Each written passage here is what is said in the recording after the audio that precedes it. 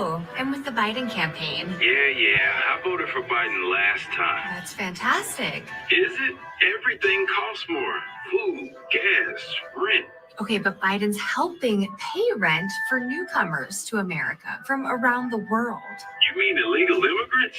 I'm struggling to pay my bills, but Biden's paying rent for illegals? They get handouts and I'm paying for it. But Biden can still count on your vote, right? Things were better before Biden. I'm voting for Trump.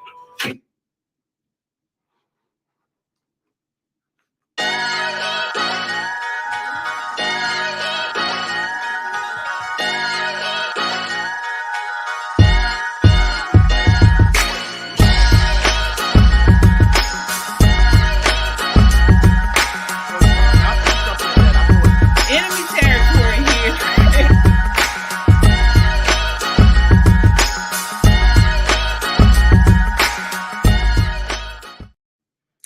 Hello. It is Monday. Welcome to a new week, Monday night, and this is Pop in Politics. We are talking about the latest in hot topics, news, and entertainment. I'm KJ. Along with me tonight is Shelly E. We are back, yes, tonight. The other hosts are out, but we still had to come on with you guys and bring you the latest in hot topics, news, and entertainment. They will be back on Wednesday. As I always say, join the conversation by leaving a comment on YouTube or Twitter. We will check the comments periodically throughout the show. And don't just comment, subscribe. If you miss us here on YouTube, you can watch us on Rumble. Also, you can listen to us on Spotify or Apple Podcasts. Again, we are an independent media, so we certainly appreciate your super chats and donations. They go a long way to helping us produce conservative content. Any amount is appreciated. This is not just a podcast. This is a movement of God-fearing, truth-seeking, America-loving people that understand we are living in urgent times. There's a target on our backs, and because we choose freedom. But we must continue to stand. Let's stand together, subscribe, and together we can amplify this rallying call for freedom. All right, Shelly, let's set it off. All right, let's go. All right. So you guys saw the ad. That was Trump's newest campaign ad against Biden. That was wild. I mean, it was so spot on, right? Shelly, what are your thoughts there? It was so clever. It was cute. It was funny, and it got right to the punchline. It did. And it was true. I mean, they're calling illegals now newcomers. We're going to talk more about that. At the end of the show, in a few, we're going to talk about what they're doing with newcomers. But it's crazy, and that ad just hit it right on the nose. They're trying to remove it from a lot of the Google search and things like that, right? Yeah, they are, and they're going to keep doing that. But calling these illegals, calling them anything but is not new. If I'm not mistaken, our own former governor, Martin O'Malley, called them new Americans. Mm-hmm. So this is nothing new, certainly not new on the left in the Democrat Party. They always change the language. Absolutely. Yeah. And so we're going to get into that. I want to start off tonight with talking about Biden. And basically how he has not been doing any pressers, not been doing many talking to the press or anything like that. And even the leftist media are starting to talk about this. So the New York Times reports that in the 100 years since Calvin Coolidge took office, only Richard Nixon and Ronald Reagan held as few news conferences as Biden. And that's huge, especially now since we're in this climate of, everything's video recorded, so you can always stop, as Trump has been doing while he's on this in the trial. He talks to people off the cuff. Biden has not been doing that, and it's been very vocal and noticeable, I should say. Right. Yeah. Absolutely. Remember when during the first election or the first run, remember he was He was barely visible then because he did everything from his basement bunker, right? So he did a lot of things from there. So that was already at least a prelude to what we have today. He's not going to do more. And let me tell you, I think why. You mentioned the trials with Trump. Right. Well, the judge, I think it's Judge Enderon or whatever his name is, he's doing his best to keep Trump out of the media. We don't want to do that. We don't want him in the media, particularly if Biden is not going to be in the media. They don't want Trump to get all of the coverage. So this is, to me, this is planned. It's on purpose. They don't want Trump in the media, and Biden can't get into the media. I give him a little bit of the benefit of the doubt because I do believe he is a degenerate octogenarian. And I mean that in the best sense of the word. But he can't get out, but they don't want Trump to come out and take up all of the oxygen in the coverage. So that's what they're going to do. Yeah. Traveling in Ireland last week, Biden abandoned the decades-old tradition of holding a news conference while abroad. On Thursday, President Gustavo Petro of Colombia met with President Biden, but the two did not hold a news conference together, another practice of his predecessors that Mr. Biden has frequently chosen to skip. So recently, of course, his surrogates, his flunkies have to come to his defense, which brings us to Jen Psaki on The View today. So she defended President Biden's irregular press conferences and infrequent interviews today on The View. Take a look here. But I'm going to start at the optimistic side, is that there are so many choices. And when you're communicating from the White House, I mean, respect for freedom of speech and freedom of the press is important, but you're also really just trying to communicate with the American people. Duh. So my view is he should come on The View before he does a press conference. Thank you. Because he should, because people want to have real conversations about issues that are happening.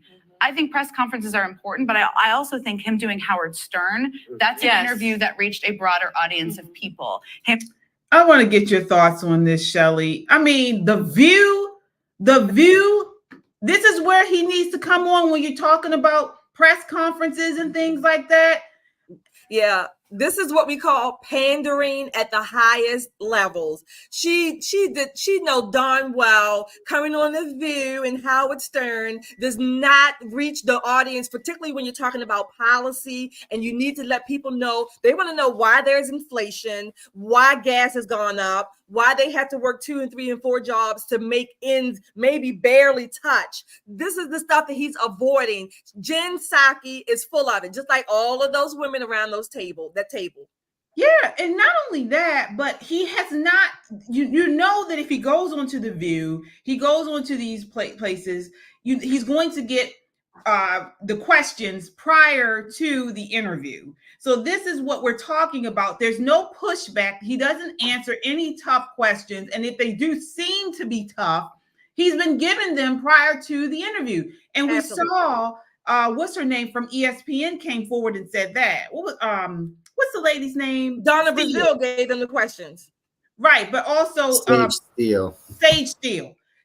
Right. Thank you. Yeah, Sage Steele gave him the questions prior to her interview, and it's already always given to him, so he knows what to say. And they've told him what to say. Right.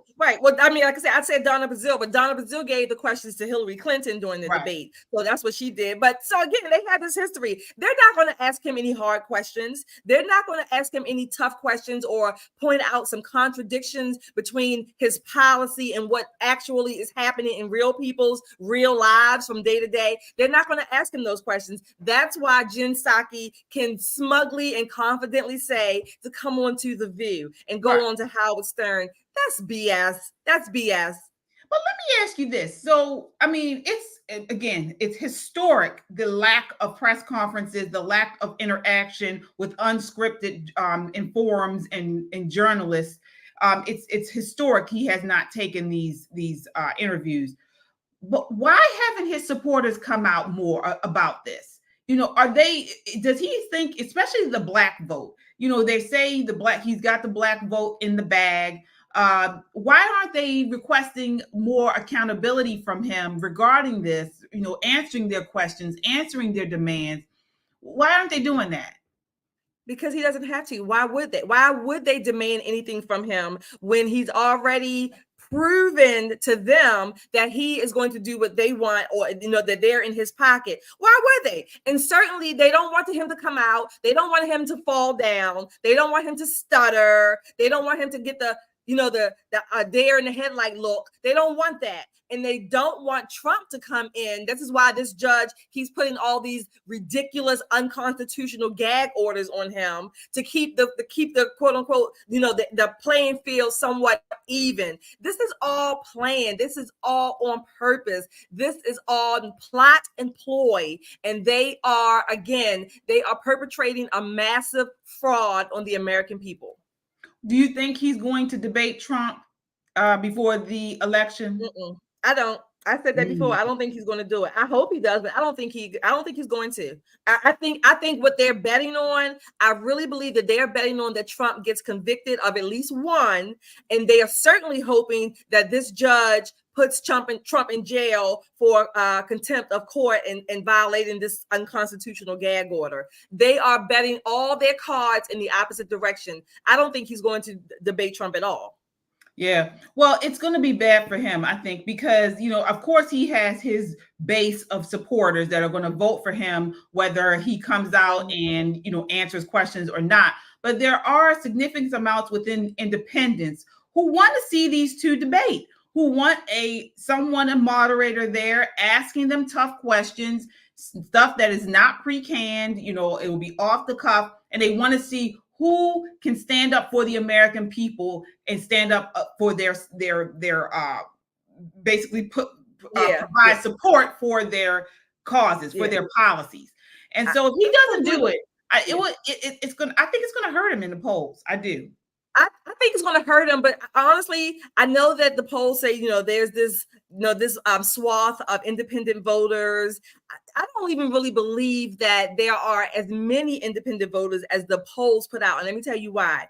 Because we have had 4 years of Trump and we've had almost 4 years of Biden. And honestly, if 98% of the American people don't have their mind made up, if their real life experiences don't testify to where they're going to put their vote, I don't think them debating is going to make one bit of difference.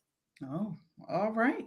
Well, we will certainly see. We'll continue to follow this story. Again, I just say I don't understand how, the large portion of Black voters, which is a significant part of the Democrat vote, can sit there and let this man continue to ignore them, ignore their questions, ignore their, their pushback against certain policy issues, and not demand he answer them unscripted and answer these questions for the press. It's unprecedented, and it's sad. It's sad. He told the large Black audience, if you don't vote for him, you ain't Black. That's all they need. He doesn't have to do anything to earn the vote. He doesn't have to do anything to earn the vote, and that says a lot. And it's sad that we the people. You've mentioned this before. If we the people do not push and do not ask for accountability from our elected, from our leaders, from these elected officials, we get what we're going to get. Yep. All right. We will move right on. Again, we'll continue to follow that story. Again, thank you so much for watching tonight. Please continue your comments. Subscribe if you aren't subscribed already, so that way when we post up to date, when we post new content. We're moving now to the campus protests. So I want to, we've seen these protests go on now for several weeks, but there has been a glimmer of light within this. This came out of the University of North Carolina. Mm-hmm. A group of patriotic frat brothers at the University of North Carolina, I think it was Charlotte. I think it was Charlotte, UNC. Mm-hmm. Yeah, are being rewarded for protecting Chapel Hill, right. For protecting the Stars and Stripes from anti-Israel mob bent on hoisting the Palestinian colors. A GoFundMe page set up for the Pi Kappa Phi members has raised more than $122,000 as of Wednesday. I want you guys to take a look at this. This is just a brief video of what occurred here. These are the frat brothers.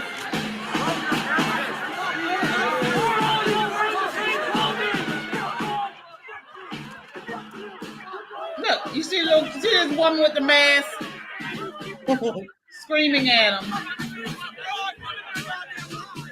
You see her?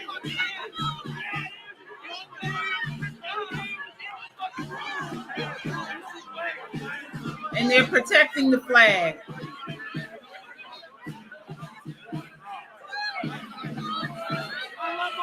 Good for them. Yep. Look, somebody threw. Look, they're throwing stuff at them. You see them? Yeah. Good for them. Look. Wow. So peaceful. Right. So peaceful. Yeah. Peaceful pieces of shit. That's what they are. Exactly. All those snotty nose brats, ingrates. That's what they are. When those guys, I saw that and they raised the flag. It reminded me, I don't know if other people have said this, they probably have, of the Marines raising the flag over Iwo Jima in 1945 during the war. So it reminded me of those kind of moments in our history. And it was special. It was poignant. You mentioned that it was a glimmer of hope. These are the little glimmers, if you will, that we need to happen all over the country. We do. I'm thankful that those young guys did that, this fraternity, that they're raising money. And those snotty nosed ingrates that are throwing things at them. Again, you can protest, you can disagree, but when it reaches the line where you are preventing someone else from exercising their rights, then you are wrong. You have overstepped the line. Absolutely. We have here $5,000 now they've raised. $500,000 they've raised now, UNC Chapel Hill, this fraternity. And they received a donation, $10,000 from Bill Ackman. Wow. So, that's great. I do want to acknowledge one of our super chatters here tonight, Cynthia. Hi, Cynthia. She says, "You go, frat boys, love you." Thank you. Absolutely. It's about time. I'm happy to see this. See this. Now, I do remember they did, I think today, come out and say there was one frat kid who was doing some racist, I guess, making fun of one of the pro-Palestinian protesters. He was doing some type of ape or gorilla dance. And so he has been reprimanded for that from the fraternity. But hey, this is what we want to see, this protection of the flag. But these protests, again, as we said, have been going on all over the country and right here in Baltimore. It says here, protesters, Fox 45 News here are reporting, protesters against Israel gave a rare glimpse on Thursday inside Johns Hopkins University's well-organized encampment. The demonstrators have spent much of the past 2 weeks denouncing Johns Hopkins University's alleged support of Israel in its war against the terrorist organization Hamas, which we know invaded. And so they've been there too now, protesting. But what's behind all of this? This story actually talks about that. Go ahead, Shelley. Mm-hmm. Oh, no, right. These protests, notice again, they are taking place all over the country, mostly at these so-called elite universities where people pay upwards of $100,000 or more to send their children basically to be taught against the values that they were taught, and certainly the values that maintain the structure of our country. So this is what you pay for. These what's behind this? I think there are a couple things. Certainly, I think there's money, and I think there's organization or activism. These protests are no more organic than a tomato out of my garden. It would not be organic. They're not organic. Organic. No, they're not. And the article from our local Fox 45 talks about reading material inside these encampments It says the library consisted of 2 folding tables filled with information sheets and paper booklets, each held in place by a makeshift rock paperweight, 1 paperback book strategizing for Palestinian solidarity. Said American activists must move from demanding a ceasefire in Gaza to imposing one. So again, they have another booklet entitled "A Promise, Not a Statement: Organizing for Palestine Solidarity 101," claimed to be written by a Palestinian in diaspora. So they have, I mean, this is organized, well funded also. Very much so. You mentioned the A Promise book by, her name is Allie Katz. She's supposed to be this artist. There's another piece of literature called Strategizing for Palestinian Solidarity.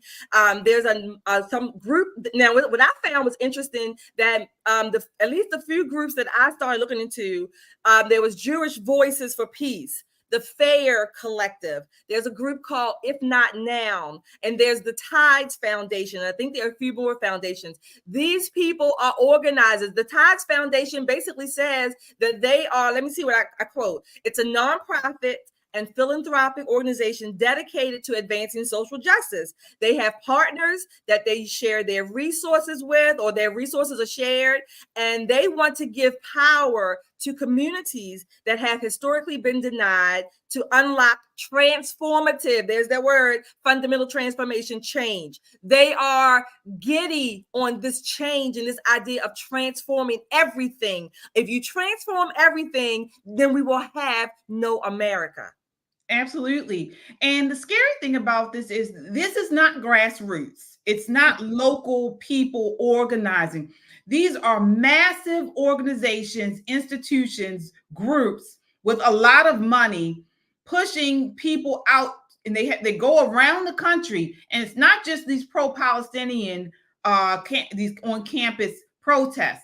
These are the same people that back BLM. They're the same people that back the LGBT mafia, the transgenders in libraries, the drag queens reading in libraries. They're organized. At the drop of the hat, they mobilize these groups across the country, push them out, and then they try to activate local people.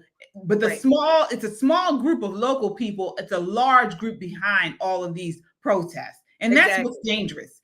And that's what we should be worried about. And if I may say one more thing, a lot of people within rural areas, within the suburbs, think, oh, well, this is happening in the crazy cities across the country. They won't have to have this happen here. Let me tell you, if this continues to go unchecked, the next place they are coming is to the suburbs and to the rural areas. Absolutely. That's what they do. They definitely want that. There was another article I was reading by Politico, if I'm not mistaken, and it's talking about the backers of these protests.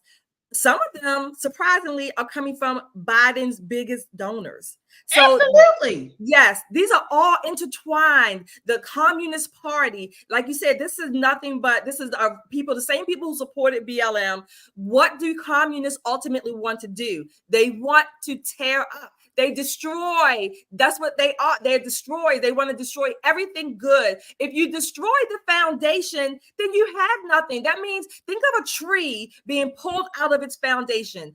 You know how sturdy trees are. Yes, they have some bad rings around them every now and then. But if you to pull up a huge tree out of its foundation, you can't replant that tree. The roots are all severed. People don't understand this. We can have a country. Does America have its faults and problems? Absolutely. I love America, and I still say that. But to destroy it, to take out the roots, means that we will have a totally different country. People have to understand, again, as you mentioned, it's organized and it's coordinated. It's elites. Elites have partnered with Marxists, and then they have really set ground and foundation within the Democrat Party for power to bring about a great reformation, a chaos within America, so everything can be reset. And so they have, again, partnered with multi-trillion-dollar programs like universal basic income to expand their power, and government elites and bureaucrats because they want to remain in power. And they're doing this they clear out everything, they fuel these protesters, and they create something new, Marxism within America. This is no longer something that we're, like a nightmare, or sort of like something that people conspire about, conspiracy theories. This has come true. This is true. Mm-hmm. Yep. Yeah. So as you mentioned, we need to pay attention to this. I mean, from this whole idea of climate change to newcomers, illegals infiltrating the country systematically. And this is the real systematic or systemic change that they're trying to bring about, because they're trying to codify this stuff into law. These are the things we need to pay attention to, because as you mentioned, they want to tear it all up, burn it all down, not only physically, but within the fabric of our institutions, tear those up, take away their legitimacy, and then put forward a new type of reset. And Glenn Beck talks about it, a great reset, a new world order. Exactly. A fundamental transformation spoken by former President Obama. Absolutely. And what is the biggest helper, or the biggest way they do this, is to divide us. They're trying to divide us racially. They're trying to divide us along party lines, economically, socially. This is the way they do it. They create division within our country, and then the fragments that they are creating allow them to come in and just put forward a transformation, as you mentioned, Shelley. Yeah, they do. So that's why we can't do it. So when you hear people talking about Black versus white, oppressed versus oppressor, victim, we're all victims and things like that, we can't align ourselves with that. We really can't. That's right.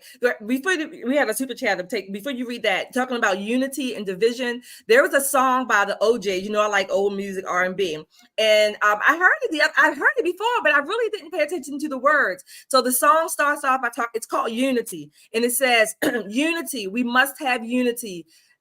United we stand, divided we fall." This is nothing new. This has been going on for, I don't know, decades, centuries.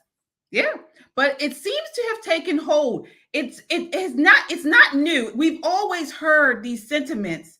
However, now we're seeing that they have codified. They're putting it into law. They're trying to push aside our Constitution, and codify these things into law. And that's what makes it different now. And people are actually agreeing with this stuff. Yeah, and that's what makes it dangerous. I do want to acknowledge some of our super chatters. Thank you guys so much. All right, let's see here. We have Cynthia. She says again. Oh no, we acknowledged. Yeah, we got Cynthia. Oh, Abraham. Hey, Abraham. He says social justice is actually social revenge. Absolutely. Thank you so much, Abraham. Ed. He says they want to tear up the Constitution like Nancy Pelosi tore up Trump's address to Congress. Absolutely. You're right. Thank you. Right on, right there. That's what they're trying to do. And even our corporate structure, you would think corporate and business would push against it, but they're not, because they've implemented these kind of stakeholder economy ideas. So they combine social justice causes and goals of elites before profits. Right. So we talked about this. I think it's the SDG or something. I think they call it. The ESG, the ESGs, right? ESGs, the ESG movement, yeah, right. So then now they're trying to, combine that within the social justice. No longer are businesses just, in it for profit. Which, when you think about it, profits equal individualism, because if they're focused on profits, they're focused on what the consumer wants. No, now you have them focused on these ESGs, the social justice scores. And so then that takes away from the individuality of profits. And I'm not sure Absolutely. if I'm saying it correctly. No, you're saying it right. Absolutely, it does that. And when the businesses are in bed with the government and even the media to some extent, this triangulation between the government, media, and business, this has all come against the American people, the American ideals. So why would you take profits when you have this power behind you? When you have this power structure and this power behind you that will quote unquote guarantee whatever you want, as long as the people are held with a foot on their neck, a la George Floyd. Absolutely. It serves the demands and objectives of the collective. Instead of if you're profit driven, you're serving the demands of the individuals because they won't buy if you don't meet their demands. You see what I'm saying there? Exactly. Yeah. So, but if you have some bureaucracy telling you that these ideas, these social justice causes and goals are more important than profits, they become in control versus over the individual. Exactly. Well, this is major. No, exactly. Yeah. Yeah. When you have government again in cahoots with business telling you what kind of car you have to buy, that you can only run your gas and electric, your air conditioning, your heat at a certain temperature. Not only that, you only can drive in certain distances or certain places. That is what we call fascism. It's another form of socialism, communism, but that's what we call fascism. And I'm telling you, Americans, we have to wake up. Can I use my quick example? I think I told you all about it yesterday. So we have early voting here in Maryland, like other states. So I went to go vote. Early voting in person. So apparently they don't want you to have your cell phones, right? Don't want you to have your cell phones in your hand because I think they think that you're going to take pictures of the machinery or whatever. Okay, whatever. So who had their cell phone in their hand? Right. Okay. So I had my cell phone in my hand. Why? Because it's mine. It's mine. I paid for it. So I also took a picture of my child who was voting for the first time. So one or two of the election judges come running over there. We were finished and I was scanning my ballot. And she tells me, "Oh, you got to put your phone away or else you can't vote." What? I said, "Ma'am, first of all, I have voted and my ballot is going to be scanned, which it was going through. That's number one. Number two, I'm going to hold my phone because it's mine." "Well, you can't do that. Next time." I said, No. Show me in the Constitution where it says if I have a phone, I can't vote. When you show me that, then I won't vote or I'll put my phone away. Show it to me. So, and she was all taken aback and whatever. And I just said, "Have a good day, ma'am." But I still had my phone in my hand. This is, again, pushing back. I did the same thing during the scamdemic with my mask. I said, "No, I'm going to vote without a mask. Show me where you're going to tell me I cannot legally vote because I have a mask. Show it to me. And I will stand here while you look it up and show it to me." Absolutely. Guys, and thank God for people like you, Shelley, standing up and pushing back against it. Again, they use the scandemic to quiet and silence people, to push out this mail-in voting so they could somehow steal or sway the election through this mail-in voting. Now they're going to do it with climate change. Guys, do you understand? The climate change, to institute things to push forward this climate change to stem climate change, they don't make money. So this is why they're trying to now have high levels of deficit spending, because you need to do that to push forward green infrastructure, because green infrastructure doesn't make money. So now they're trying to push this idea that the deficit, it doesn't matter. We can spend. The deficit doesn't matter, because they need to use that in order to change infrastructure with this green new deal and things like that. Absolutely. This is what they're everything. All of this is it's by design. It's by design. It's by design. Yep. It's by design. And when the dollar is worthless, adding on to that, when the dollar is worthless, then you don't need money, because they have already allotted you your monthly worth of rations, your monthly worth of gas, your monthly worth of distance, and whatever else. So why would you need money? Right. I mean, why? That's why they want to push universal basic income. Exactly. This is why, as you mentioned, They use the dollar. They devalue it. High inflation and everything. So then they're going to push this whole idea of government programs, universal income, to expand power and income of government elites. This is by design. Yep. Once again, to take away our freedom. Same thing with the cars. They don't want us using gas. They don't want us using because they're trying to, this anti-car movement is real. They want us on electric so they can shut down the grid anytime and keep us where they need us to be at certain times. You know, it's all part of the design. That's right. They get to fly to Davos and anywhere else, but we are only mandated to stay within a certain radius and to drive a little electric car where we can't even recharge it if you wanted to every so many miles. This is, like you said, it's all by design. We better wake up. We better wake up. And the COVID scamdemic was the first thing to implement this stuff. And most people laid down like sheep and let them tell us what to do. We had to mail in voting. You know, you couldn't even see your family members if someone passed away. Closing churches and things like that. This was the first wave. They proved that they can do this. They can, sway us using fear to implement this stuff. They were handing out checks, handing out these checks to people, getting you used to this income being pushed on you by the government. A lot of people don't take welfare, but when they had the scamdemic and they were saying that they were getting, and they made you take the checks. I believe they made a lot of people take these checks. Because a lot of them, it was automatic based. I think the first, was it one or two different checks? Because I didn't get any check, okay? But I think it was one, maybe two. I think the first one was automatically. They based it on like prior year's taxes or something. And then the second or third one, by that time, people had filed their taxes. And I think you may have gotten another one depending on whatever your income was.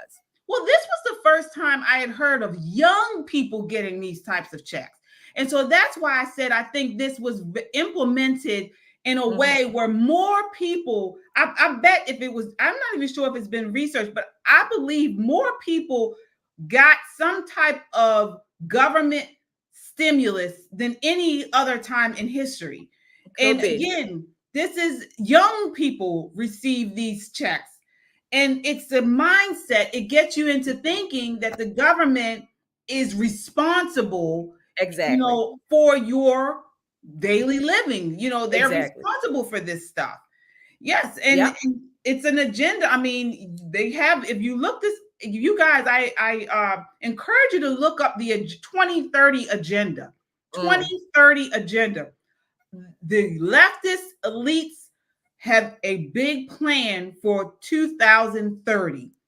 And we better wake up and push back against it. This is why this election is so important. This is probably the most important election of our lifetime. Yeah. So it really is. It really is. It really is, KJ. And I know we say, every election, somebody says that. To a certain extent, it is correct because up till that time, that was the rules. But honestly, this is exactly correct. This is the most important election. I believe you've said it. I've said it. I think if this election is the election that our country literally hinges on, we're like this on the cliff on the top, and this is the election where we are literally hinging on the top of this cliff. Yeah, we do. We are. So again, we will continue to follow these stories. We are moving right along now. We were talking about the campus protests and things like that. We're moving along to the teachers' unions. So I want to get you guys up to speed on this. The Chicago Teachers Union is negotiating a new contract with the public school system and is understood to be calling for an extra $50 billion to pay for wage hikes, as well as other demands, such as fully paid abortions for its members, new migrant services, and LGBT stuff. You've been following this story, Shelley. What are your thoughts here? You got to laugh to keep from crying. 50 billion with a B. I think that's about more than the budget of Chicago. Maybe a few states put together, right? Mhm. I mean, it's unfathomable. It's just unbelievable. Their children can't read, can't write. I don't know. I was looking at the exact numbers. You probably have them, but they can't read, they can't write.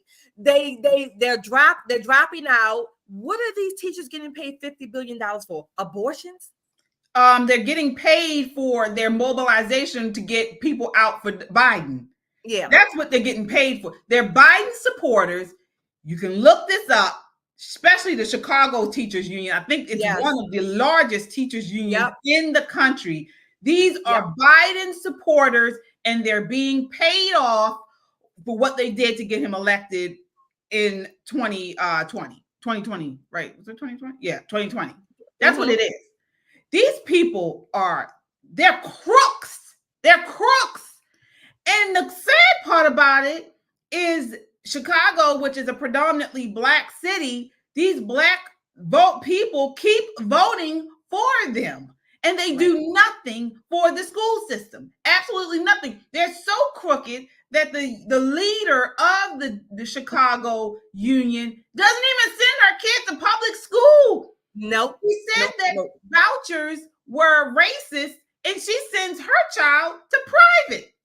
Right, absolutely. These are the same unions, Chicago, LA, New York, all across the country. The teachers' unions, just 4 years ago, they wanted to keep children home behind a computer. They didn't want them back in schools. Not only that, we know the outcomes for that because we have more depression. Children have suicide is up. The academic standards have gone way down, if not a -0, right, on the negative side. But these people are asking for more and more of your money. And then not only are these Black people, but then you have the politicians who are basically beating the people over the head, making them feel guilty if they don't want to support this mess. Oh yeah. And they're supporting their demise. It says here, Fox reports the incredible demands are being made despite its members delivering underwhelming results for its students, with only 21% of the city's 8th graders being proficient readers, according to the last Nation's report card, which provides national results about students' performance. Only 21% of the city's 8th graders are proficient readers. This is happening here in Baltimore too. Yeah. I mean, they demand. CEO of schools right here in Baltimore is the highest paid government official in the city. Yes. And the school system is awful. It's trash. Awful. I mean, again, we talked about it before, the school to prison pipeline. The only thing they're putting out in the public school system, by and large, are more prisoners. Yeah, that's what they're putting out. They are creating prisoners. They're training them, getting them ready for the jail cell that they're going to be behind. But then again, they don't let them back out too. It's just it's going to keep the prison index or industrial complex going. That's what they're making people for, to keep that system going. These people, I mean, and then they complain about mass incarceration. Yeah. So you see that. So we understand that education has a direct correlation to community, to jobs, to crime, right? And so when they fail to educate these students adequately, then they blame mass incarceration and the police on the reason why these people are all in jail. Absolutely. They blame, you're right. The police, mass incarceration, then they'll blame poverty, but they haven't educated them to get out of poverty. So this is another scam. This is another scam of epic proportions, and children, young people, K through 12, are the most of the victims. And that leads to, like you said, the community, the families. These are some other correlations that's going to be impacted by this scam that they are perpetrating on the people. This is akin to, it's akin to if a parent would take his or her child and just leave it to neglect. Leave it for neglect. Take it up on an island somewhere or a street and just leave it out there for neglect and see what happens. That they're playing with children's lives, and they're asking for you, Chicagoans, New York, Baltimore, LA. They're asking for you to pay for it, to pay for your children's demise. Yeah. And not only pay for it handsomely. The average salary of a teacher in Chicago public schools is $93,182, according to research by the Illinois Policy Institute. Therefore, the average teacher's pay will increase by half to $144,000 in 2027-2028 school year. That is crazy for the results that we have seen. Yep. And then they don't want, and then they're pushing against charter schools. Exactly. And this is all a scam. And we said earlier, like the protests were connected to BLM. All of this is connected. These are the same types of people, the same groups of people that are the donors to the progressive parties or progressive movements. All of these the same thing. These are the same groups and people. They have, if you look on these different different platforms, I guess, you will find some of the same people, same groups across the board. And it doesn't stop with pay. The leaked demands also address disparities in healthcare with a call for 100% coverage benefits for abortion care, 1,000% coverage benefits for fertility, including full coverage for storage of embryos and any other frozen storage needs. The union also wants taxpayer funds to go to migrants. Its far-reaching plan earmarking $2,000 to be given to each migrant to help with academics, transportation, and mental health counseling. This is what they want our tax dollars to go towards for the student union. This is what they're demanding. Again, they want our tax dollars. They want the government to be, I guess, the father or the caretaker, so that there's that vicious cycle. Take from the Americans who are hardworking, trying to do right, and raise their families, take care of themselves, plan for their future. Take the money from them as much as you can get. And then give it to all of these illegals and other people and then we're dumbing them down at the same time. It's a scam. It's epic proportions. Yeah, but why? Let me ask you this, Shelly. I know I asked something similar to this earlier. Why would Chicagoans go for this? Why are they going for this? You've seen them stand out in the streets talking against them housing these illegals. Now you have the teachers union pushing for more illegals, LGBT. There is a whole host of other social justice provisions. They want educators trained annually on LGBTQ plus issues as a qualification in their job description. The list goes on. Why are people going for this? And do they understand that they are partnered and connected with the Biden administration?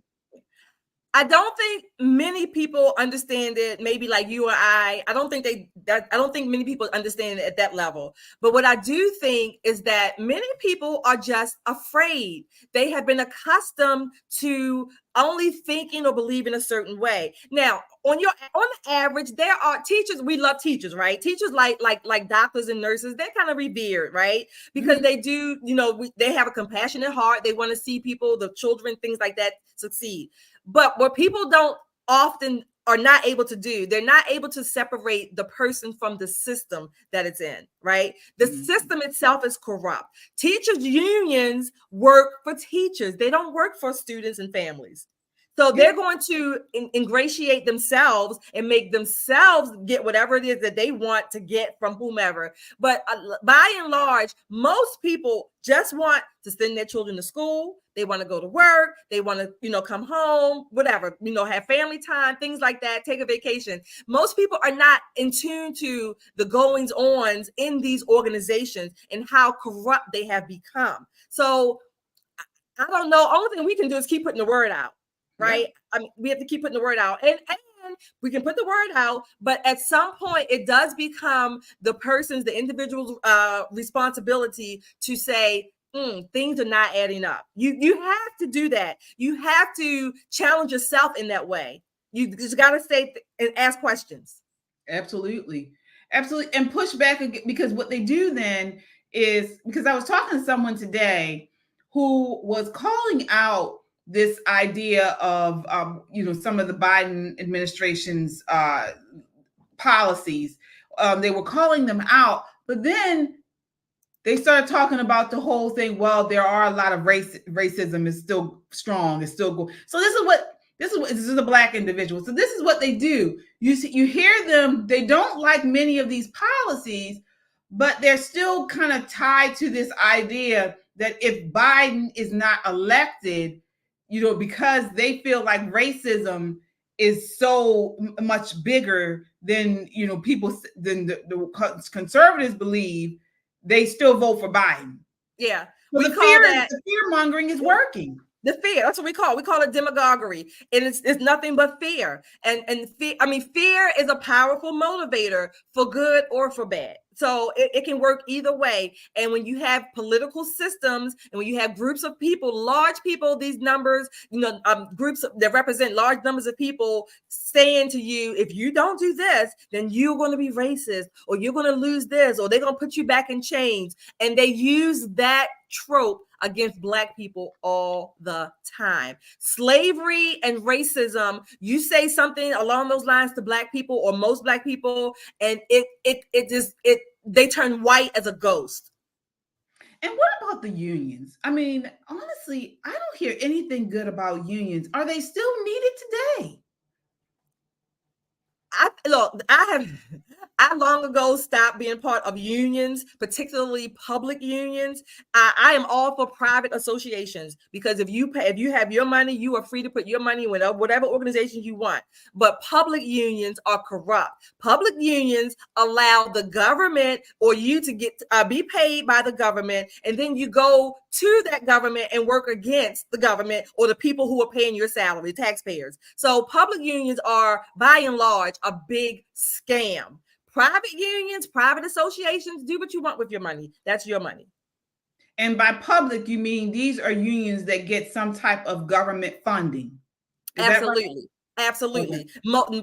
Public unions are, the members work for government, whether it's city, state, federal, whatever, local, but they are they work for the government, and then they want to lobby the government for more, but the taxpayers are footing the bill. Mm-hmm. They really have no stake in the game. Right. Their stake then is the government. So, like for instance, like you have these teachers unions, I mean, who, I read the article was stating how they actually sent, like for this instance, this Chicago teachers union head, she sent to the public school system, I believe, and the teachers to get them to go to the polls to get people to vote for Biden. Right. So exactly. That seems kind of. So technically, the taxpayers of Chicago or wherever are paying for that. So again, a quick example: when my child was in whatever you call it, middle school, and this was at the time it was public school. Right before I took her out and put her in private school, the math teacher told the class to write letters to the governor so that the teachers can get a raise.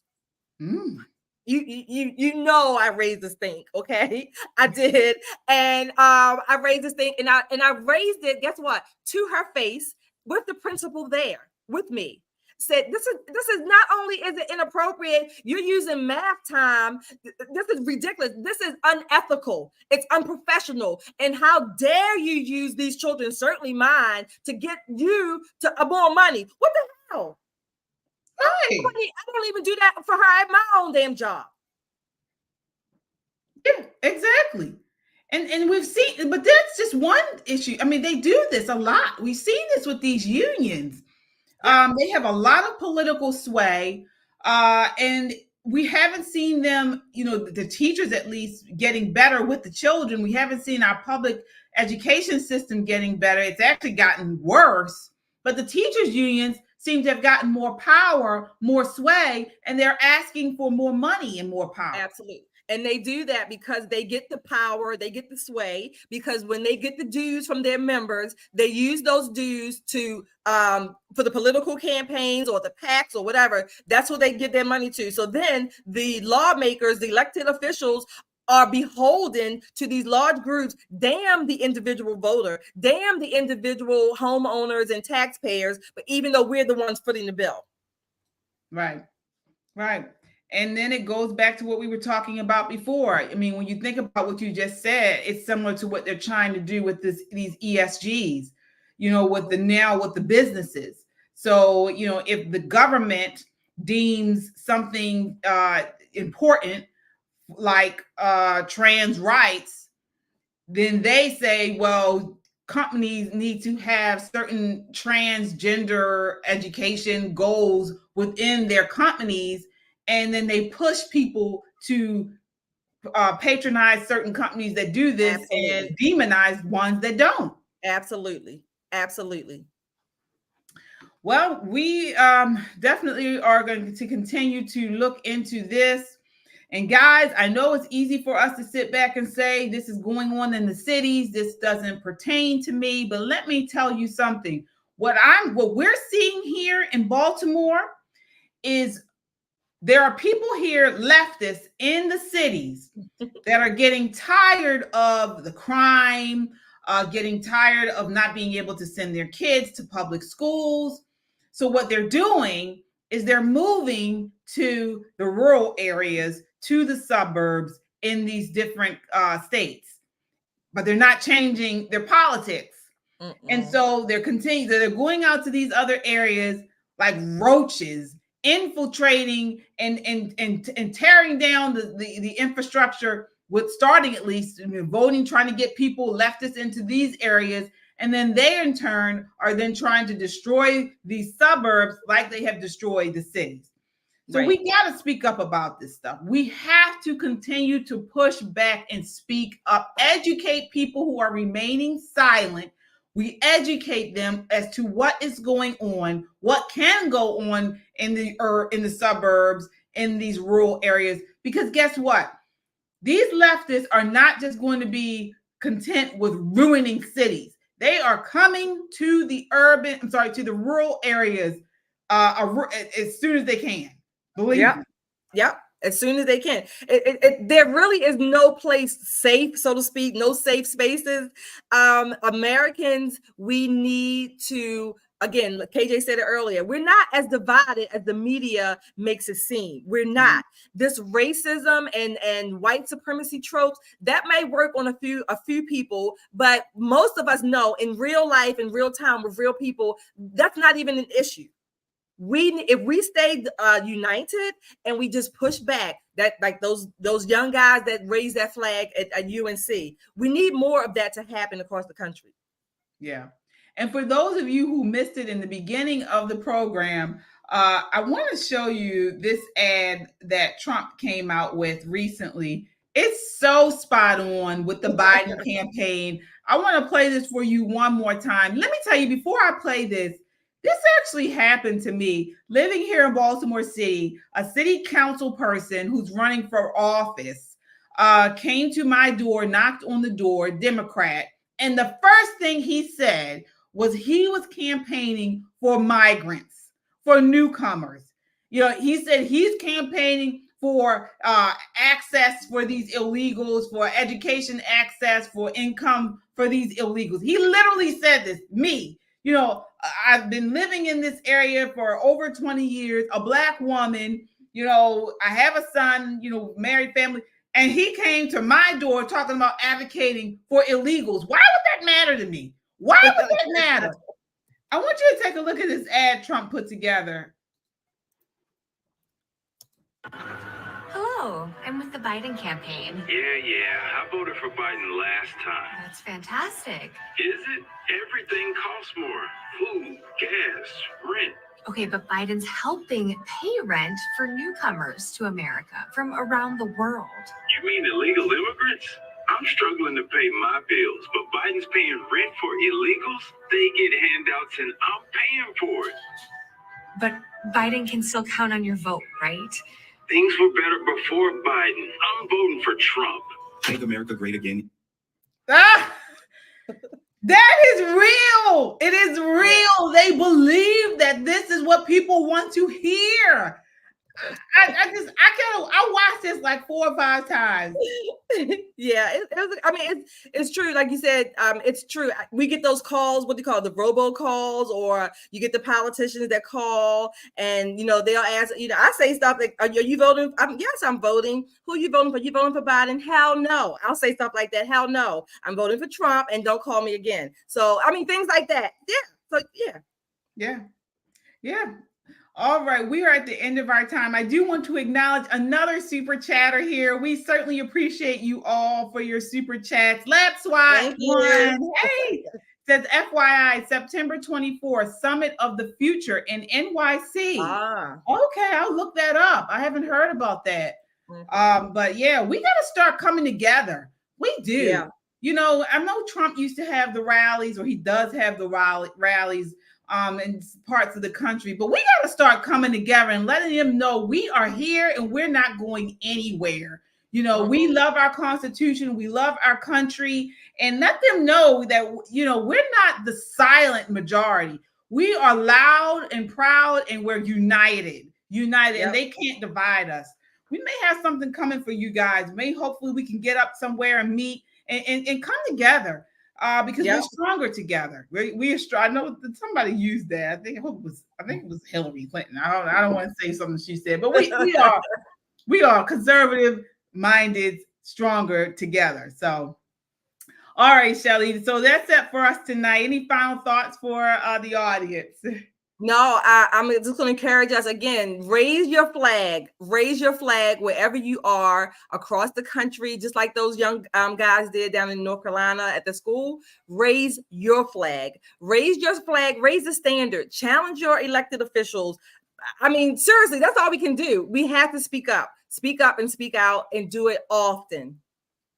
Absolutely. And don't let them tell you you're crazy, you're homophobe, you're racist. You're a religious nut, you're a Zionist or whatever. So what?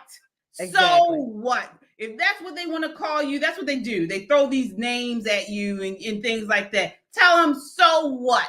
I don't care. I'm standing up for the truth, for freedom. And that's what I'm going to continue to stand up for. And I'm not going to let you guilt me for doing so. That's what you tell them. Raise your flag, like Shelly said. Raise it wherever you are. Right. All right. Well, that does it for us tonight. Again, thank you so much for watching. Until next time, count your blessings and live a life of purpose. Good night. Bye.